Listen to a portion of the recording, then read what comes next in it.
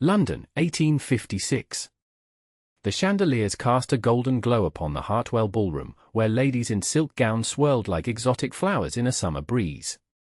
Lady Lydia Northcott stood at the edge of the dance floor, her gloved fingers twisting the delicate ivory fan her mother had given her for her 16th birthday. 3 seasons had passed since then. 3 seasons of watching other débutantes claim their suitors while she remained untouched by a gentleman's hand during a single waltz. Tonight would be no different. The whispers followed her like a shadow. There she stands, poor thing, Lady Pembroke's voice carried just loudly enough for Lydia to hear. One would think after her father's disgrace, the Northcotts would have the decency to keep her hidden away. Indeed, replied her companion. Gambling away a family fortune is one matter, but to die by one's own hand rather than face the consequences, utterly unconscionable. Lydia stiffened but kept her gaze forward, a practiced smile affixed to her lips. She had endured worse in the 18 months since her father's death. The sudden loss of their family fortune had been devastating enough, but the manner of his passing had rendered the Northcott social pariahs. Only her mother's distant relation to the Earl of Windermere had secured them invitations to any events at all. The orchestra paused between selections. Lydia considered retreating to her mother's side, where the Dowager Viscountess Northcott sat with her embroidery circle, a group of aging widows whose loyalty had not wavered despite their diminished circumstances. But before she could move, a hush fell over the gathering. The Duke of Deverell had arrived. Prince Deverell moved through the crowd with the confidence of a man who needed no introduction. Tall and imposing, his raven hair and severe countenance had earned him a fearsome reputation in London society. Whispers of duels fought abroad, of ruthless business dealings that had doubled his already substantial fortune, followed him like faithful hounds. At 33, he remained unmarried, spurning the efforts of ambitious mammas to secure him for their daughters. I hear he once left a man for dead in Vienna, a young débutante whispered nearby. My brother says he ruined Lord Hartley over a game of cards, another added. Simply because Hartley suggested the Duke's horse wasn't of pure bloodline. Lydia watched as Prince Deverell greeted their hosts with cool politeness. There was something fascinating about his isolation, so similar to her own yet born of power rather than shame. Unlike her, he chose his solitude. It was not thrust upon him by circumstance. The orchestra began again. Couples formed on the dance floor, and Lydia prepared for another waltz spent observing from the periphery. She had almost resigned herself to slipping away to the terrace when a tall figure appeared before her. Miss Northcott, I believe. The Duke of Deverell stood before her, one eyebrow raised in what might have been amusement or disdain. Lydia couldn't be certain. Your Grace, she curtsied, hoping her surprise wasn't evident. You have the advantage of me. I make it my business to know everyone of consequence in a room, he replied, his voice deep and measured. Would you honor me with this dance? The request, so casual from his lips, sent a shock wave through the ballroom. Lydia felt every eye turn toward them, heard the sudden cessation of conversations. I would be delighted, she managed, placing her hand in his outstretched palm. As he led her to the center of the floor, she heard Lady Pembroke's scandalized gasp. What could he possibly want with the Northcott girl? The Duke's hand settled at her waist, and the waltz began. Lydia moved with practiced grace, grateful for the hours her mother had insisted she spend perfecting her dancing despite their certainty that no partner would ever claim her. You dance well, the Duke observed after a moment. As to you, Your Grace, she replied. Though I confess I'm curious about your choice of partner. There are many young ladies here whose fathers haven't disgraced them. The bluntness of her statement clearly surprised him, a slight widening of his dark eyes was the only indication. Perhaps I prefer a partner who speaks her mind, he said, guiding her through a turn. It's refreshing after years of calculated simpering. Or perhaps you enjoy causing a scandal, Lydia countered. What better way than to dance with the most notorious wallflower in London? The corner of his mouth lifted in what might have been the beginning of a smile. Is that what they call you? A wallflower? Among other, less flattering terms. And does it bother you? What they say? Lydia considered the question as they moved across the polished floor. It did, at first. Now I find I care less each day what society thinks of me. When one has already fallen from grace, the fear of falling further diminishes considerably. An interesting perspective, he murmured, his gaze intensifying. One I share, though for different reasons. The waltz ended too quickly. The Duke escorted her back to her position near the wall, but instead of departing as expected, he remained beside her. The next dance, Miss Northcott, he asked, and without waiting for her answer, added, and the one after that, if you're amenable. By the third dance, the whispers had grown to a steady hum. By the fourth, Lydia's mother had abandoned her embroidery circle to watch with unconcealed astonishment. When the Duke claimed her for a fifth consecutive waltz, Lady Northcott's bewilderment turned to alarm. "Lydia, my dear," she said, intervening during a brief pause in the music, "perhaps you should rest.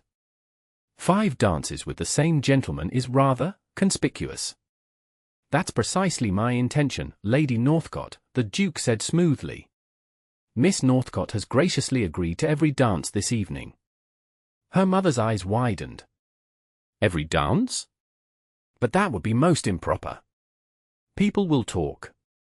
"People already talk, mother," Lydia reminded her gently. Lady Northcott looked between them, clearly torn between social propriety and the first sign of interest any gentleman had shown her daughter in 3 seasons. "I suppose a few more dances would be acceptable," she conceded reluctantly. "But do take care not to overexert yourself." As the evening progressed, Lydia found herself the object of both envy and speculation. Ladies who had previously ignored her existence now scrutinized her every move. Gentlemen who had avoided her gaze suddenly found reasons to pass nearby, casting curious glances at the Duke's chosen companion. "You've caused quite a stir, Your Grace," Lydia observed during their 7th dance. "I doubt I shall ever be invisible again." "Invisibility is highly overrated," he replied. "I find it much more effective to give them something specific to talk about. It distracts from whatever truths they might otherwise discover." The statement, delivered so casually, contained layers of meaning that intrigued her. "And what truths are you hiding, Duke Deverell?" "No more or less than you, I imagine." His hand tightened slightly at her waist as he guided her through a complex turn.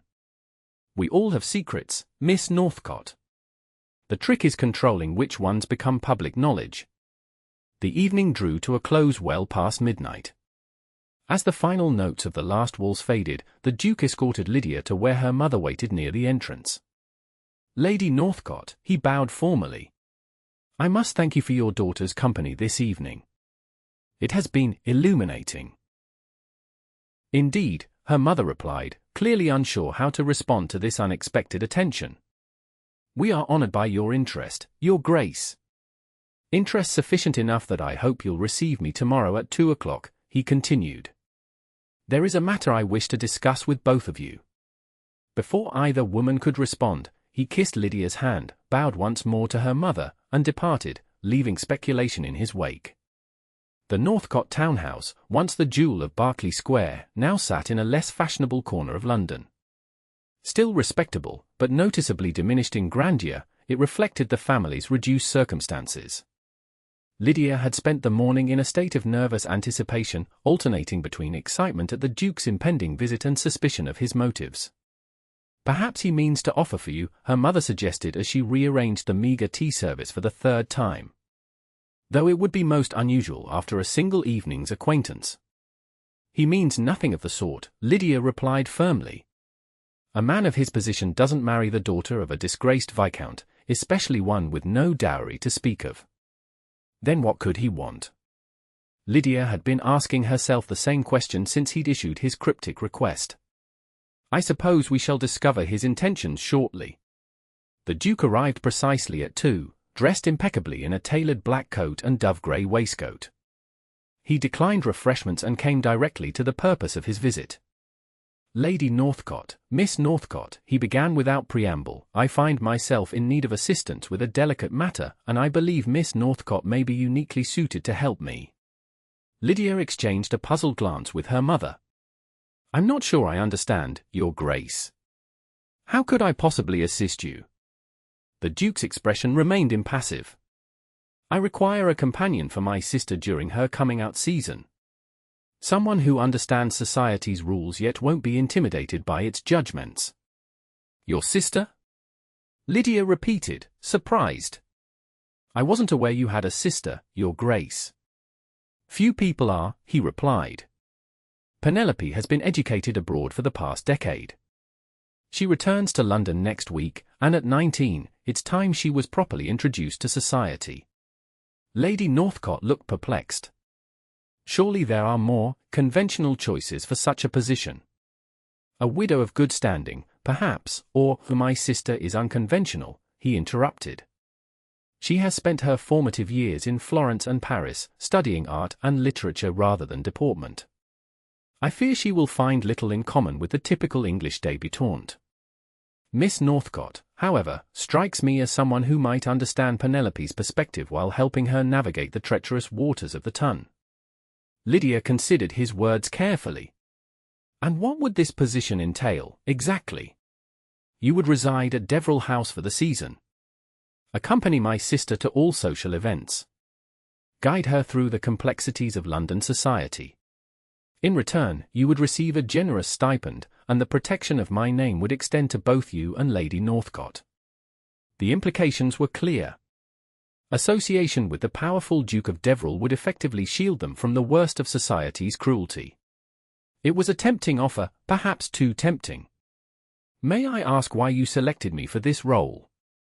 Lydia asked, suspicion coloring her tone. We had never exchanged a word before last night. The Duke's gaze was steady. I've observed you at various functions over the past year, Miss Northcott. You navigate difficult situations with dignity. Despite society's treatment, you've maintained your composure and intelligence. These are qualities I wish my sister to emulate. The revelation that he had noticed her long before their dance was startling. Lydia felt a flush creep up her neck. I appreciate your confidence, Your Grace, but I must consider your offer carefully. It would be a significant change for both my mother and myself. Of course, he nodded. I'll await your response. Though I must emphasize that time is of the essence. Penelope arrives on Tuesday next. After the Duke departed, Lydia and her mother sat in stunned silence. It's a remarkable opportunity, Lady Northcott finally said. The compensation alone would secure our comfort for years to come. Yes, Lydia agreed, but I can't help feeling there's more to this arrangement than he's revealed. Why would he trust his sister's introduction to someone like me? It makes little sense. Perhaps he truly values your resilience, her mother suggested. Or perhaps? Perhaps what? Lady Northcott hesitated. There were rumors, years ago, about the Deverell family. The late Duke was said to be difficult. And the Duchess died under somewhat mysterious circumstances when the children were young. What sort of mysterious circumstances? Lydia pressed. I don't recall the details. It was all very hushed up. But the Duke, Prince, as he was then, was sent to Eton immediately after, and the daughter apparently abroad. Some said it was to protect her from her father's temper. The pieces began to form a clearer picture. A protective brother. A sister raised far from home. Perhaps the Duke saw in Lydia someone who understood what it meant to bear the weight of a parent's actions. 3 days later, Lydia sent her acceptance to Deverell House. Within the week, she and her mother had relocated to the east wing of the imposing mansion on Grosvenor Square. Penelope Deverell arrived on a rainy Tuesday afternoon, a whirlwind of trunks, hat boxes, and enthusiastic chatter. Unlike her reserved brother, Penelope was sunshine personified, golden-haired, bright-eyed, and bubbling with excitement about her London debut. Miss Northcott, she exclaimed upon their introduction. My brother's letters have told me so much about you. Is it true you once told Lady Harrington that her opinions on literature were as outdated as her turbans? Lydia blinked in surprise. I may have made a similar observation, though perhaps not quite so bluntly. Penelope laughed delightedly. How wonderful! I was so afraid my companion would be some dreadful dragon obsessed with propriety. But you seem perfectly sensible. Prince entered the drawing room as his sister was speaking, and Lydia noted the subtle softening of his features as he greeted Penelope. The transformation was remarkable, the stern Duke momentarily replaced by an affectionate brother. "I see you've met Miss Northcott," he said, kissing his sister's cheek. "I trust you'll heed her guidance. London society is not as forgiving as the artistic circles of Florence." Penelope rolled her eyes good-naturedly. "Yes, brother, you've warned me in at least 15 letters. I promise to be the model of decorum." She turned to Lydia with a conspiratorial smile. Most of the time. The next weeks passed in a flurry of activity as they prepared for Penelope's debut. Dressmakers, dancing masters, and deportment instructors filed through Deverell House. Throughout it all, Lydia found herself increasingly in the Duke's company, discussing his sister's progress and planning her introduction to society. During these meetings, she glimpsed facets of Prince Deverell that contradicted his public persona. He was protective of Penelope to the point of overprotectiveness, yet respectful of Lydia's opinions regarding his sister's education. He could be demanding and exacting but never cruel. Most surprisingly, he possessed a dry wit that emerged when they were alone. "Lady Harrington's turbans," he asked one evening as they reviewed the guest list for Penelope's debut ball. "I would have paid handsomely to witness that exchange." Lydia smiled despite herself. "It wasn't my finest moment." Though in my defense, she had just loudly proclaimed that female authors were destroying the moral fabric of society. While wearing a particularly offensive headpiece, I presume. Festooned with glass fruits and what appeared to be stuffed hummingbirds, she confirmed. His laugh was unexpected, rich and genuine. "You continue to surprise me, Miss Northcott." "As do you, Your Grace," she replied. "Your reputation suggests a man far less approachable." His amusement faded. "Reputations serve their purpose. Mine ensures that few people attempt to take advantage of me or those under my protection. Including Penelope. Especially Penelope." He paused, seeming to weigh his next words carefully. "Our father was not a kind man, Miss Northcott. After our mother's death, I feared for my sister's safety. Sending her abroad was the only way I could protect her from him." The confession, offered so plainly, moved her. "That was very brave of you." "It was necessary," he corrected. "As was cultivating a reputation that would discourage anyone from crossing me. By the time our father died 5 years ago, that reputation had become rather firmly established. And now you find it useful to maintain," Lydia concluded. "Precisely. Though it does have its limitations." Their eyes met across the desk, and Lydia felt a fluttering sensation in her chest that had nothing to do with nerves. The moment stretched between them, intimate and charged, until the mantel clock chimed the hour and broke the spell. "It's grown late," she said, gathering her papers. "I should check on Penelope before retiring." The Duke stood as she rose. "Of course. Good night, Miss Northcott." "Good night, Your Grace." As she reached the door, his voice stopped her. "Lydia." It was the first time he had used her given name. She turned, questioning. "Thank you," he said simply. "For understanding." 2 nights later, at Lady Windermere's spring ball, Penelope made her society debut. She was a vision in pale blue silk, her natural vivacity tempered just enough by Lydia's coaching to charm rather than shock the ton. Prince watched his sister with obvious pride as gentleman after gentleman requested dances. "You've worked miracles," he murmured to Lydia as they observed from the sidelines. "She looks every inch a proper young lady, yet hasn't lost her spirit." "Your sister was already remarkable," Lydia replied. "I merely helped her understand when to display that fact and when to conceal it." "A valuable lesson," he agreed. "One I'm still learning myself." Before she could respond, Lord Hastings approached, his florid face betraying his nervousness. "Duke Deverell," he bowed stiffly. "Miss Northcott." Prince inclined his head slightly. "Hastings." That is." The Baron cleared his throat.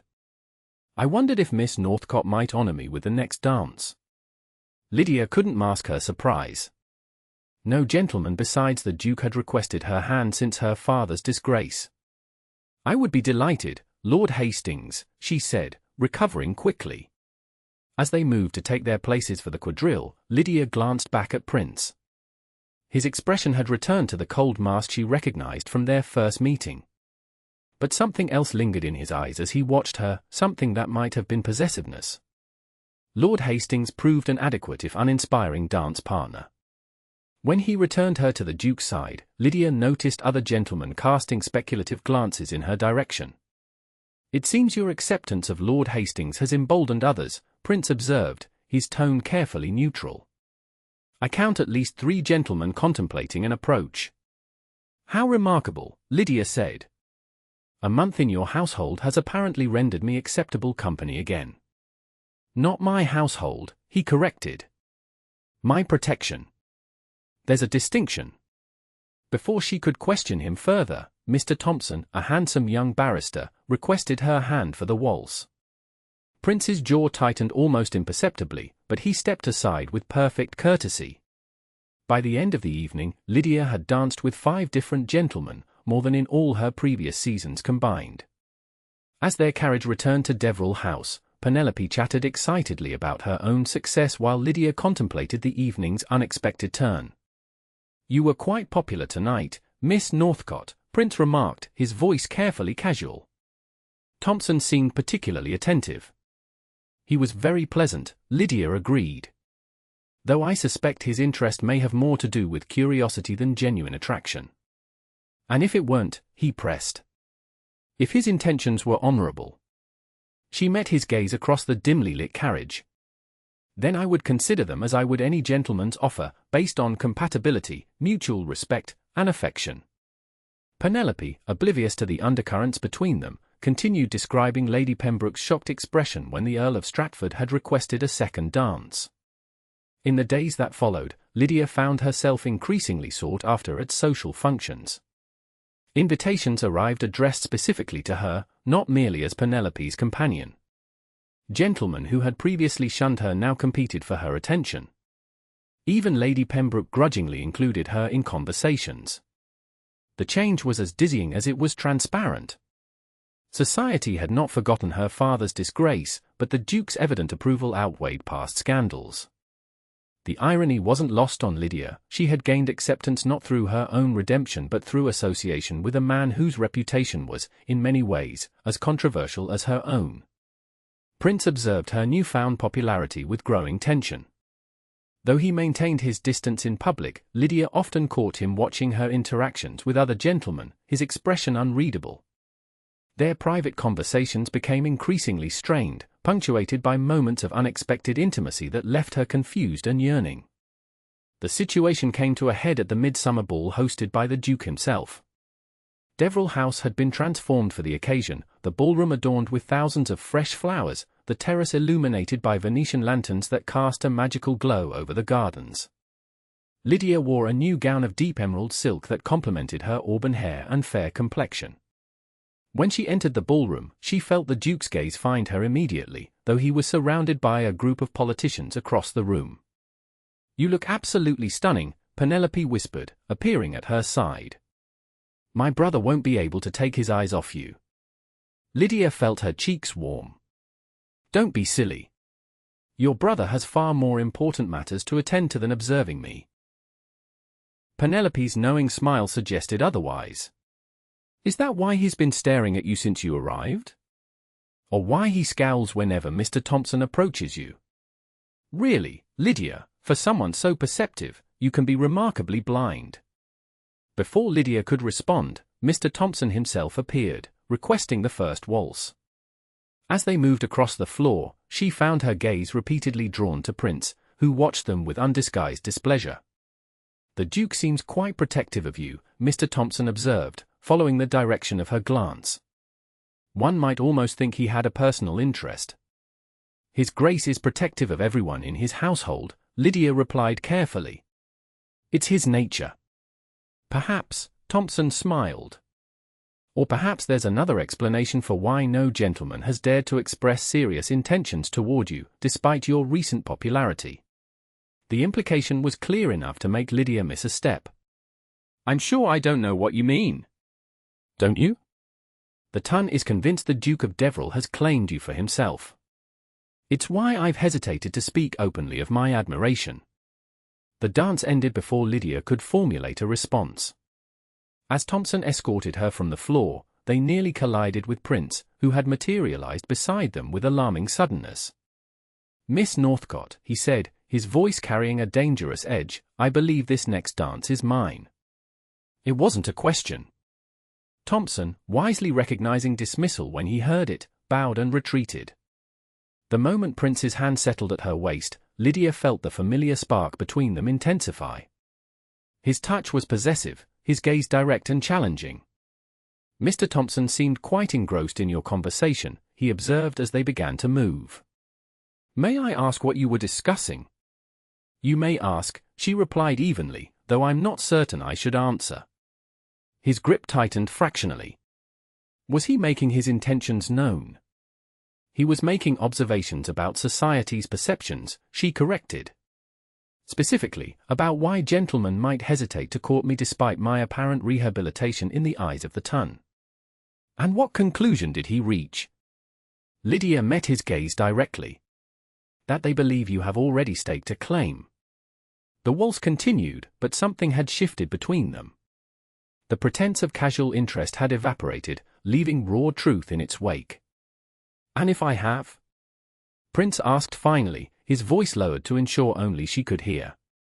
"What then, Lydia?" Her heart thundered in her chest. "Then you should say so plainly, rather than merely frightening away potential suitors." The music ended. Rather than releasing her, Prince maintained his hold on her hand and guided her toward the terrace doors.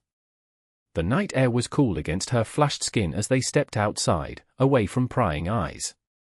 "Is that what you think I've been doing?" he asked when they reached a secluded corner of the terrace. "Interfering without purpose."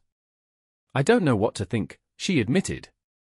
"You've been inconsistent. Attentive one moment, distant the next.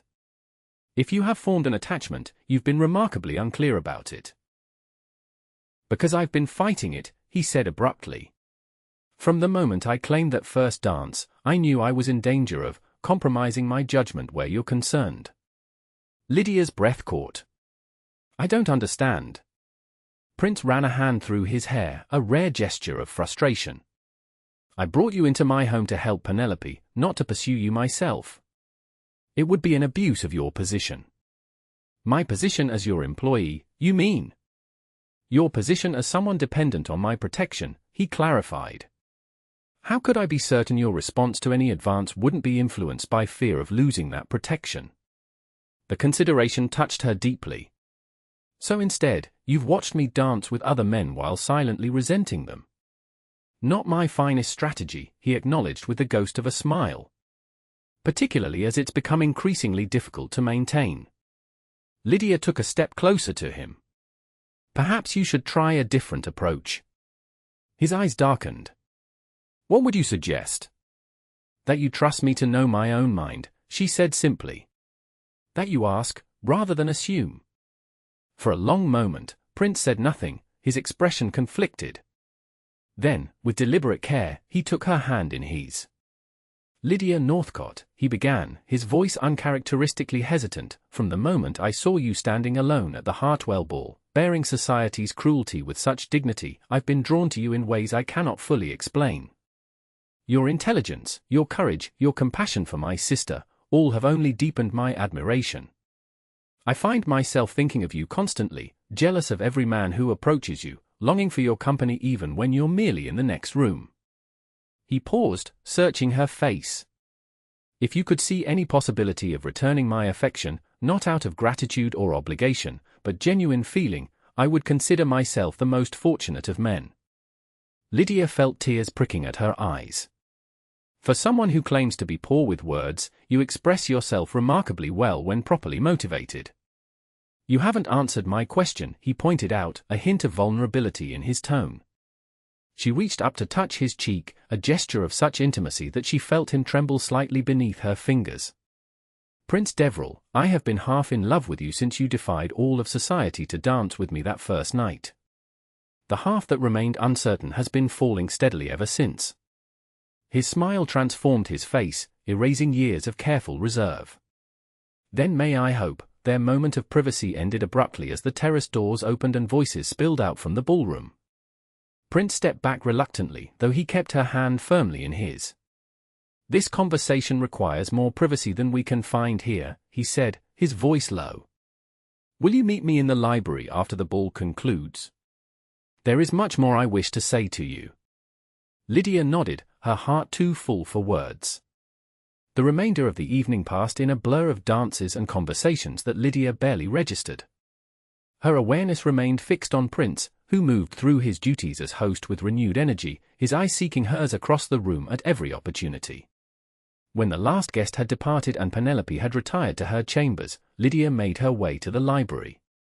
Prince was waiting, standing by the fireplace with 2 glasses of amber liquid. "Brandy," he explained, offering her one. "I thought we might both benefit from its fortifying properties." Lydia accepted the glass, taking a small sip. The liquid burned pleasantly down her throat. "For courage?" "For clarity," he corrected. "What I'm about to say requires absolute honesty between us." Setting his own glass aside untouched, Prince took both her hands in his. "Lydia, before I can properly express my intentions, there's something you must know about my family, about my father's death and my own role in it." The seriousness of his tone alarmed her. "What is it?" He guided her to a small settee near the fire, sitting beside her but maintaining enough distance to see her reactions clearly. "My father was not merely difficult, as society believed," he began. "He was cruel to the point of sadism, particularly toward my mother. For years, I witnessed his abuse but was too young, too afraid to intervene effectively." Lydia squeezed his hand encouragingly. "When my mother died, the official cause was listed as a fall down the main staircase. The truth, which only our most trusted household staff knew, was that my father had pushed her during one of his rages." Horror filled Lydia's eyes. "That's monstrous." "Yes," Prince agreed grimly. "I was 16. Old enough to understand what had happened, young enough to be powerless against him legally. My first act was to send Penelope away, beyond his reach. My second was to vow that one day, he would pay for what he had done." He paused, his expression haunted by memories. "For years, I bided my time. I studied the law, built my own fortune separate from his, cultivated powerful connections. When I finally confronted him with evidence of his crimes, threatening exposure, he seemed to crumble before my eyes, this tyrant who had terrorized our family for so long." "What happened then?" Lydia asked softly. "He took his own life that night," Prince said, his voice hollow. "Left a letter confessing everything, presumably to deny me the satisfaction of destroying him publicly." The parallel to her own father's suicide struck Lydia forcefully. "And society believed that I had driven him to it." "Yes. The rumors began immediately, that I had threatened him, challenged him, perhaps even attacked him physically. None were entirely wrong, though the final act was his choice alone." He looked at her with naked vulnerability. "So you see, Lydia, I understand more than you might imagine about bearing the weight of a father's disgrace. The difference is that I cultivated the fearsome reputation that followed, finding it useful as a shield." Lydia processed his confession slowly. "Why are you telling me this now?" "Because I cannot ask for your hand without complete honesty between us," he said simply. "Because you deserve to know the man you would be binding yourself to, should you accept me." Her heart stuttered at his implied proposal. "You wish to marry me?" "More than I have ever wanted anything," he confirmed, a hint of uncertainty creeping into his voice. "Though I would understand if my revelation has altered your feelings." Lydia moved closer to him on the settee, taking his face between her hands. "Prince Deverell, do you imagine that learning you protected your sister and sought justice for your mother would make me think less of you?" Relief flooded his features. "Then you don't condemn me for my father's death?" How could I, she asked softly, when my own father chose a similar path rather than face the consequences of his actions? The difference is that your father's choices harmed others, while you sought to protect them. Prince turned his head slightly to press a kiss to her palm. You continue to astonish me with your understanding. Perhaps because we recognize something in each other, she suggested. A shared experience of being judged for circumstances beyond our control. He nodded, drawing her closer. When I saw you that first night, standing alone yet unbowed, I recognized my own isolation. But where I had chosen mine as armor, yours had been forced upon you unjustly. I needed, to change that. By claiming every waltz, she smiled. By claiming you, he corrected. Though I hadn't intended to fall in love quite so thoroughly in the process. The word love hung between them, beautiful and terrifying in its simplicity.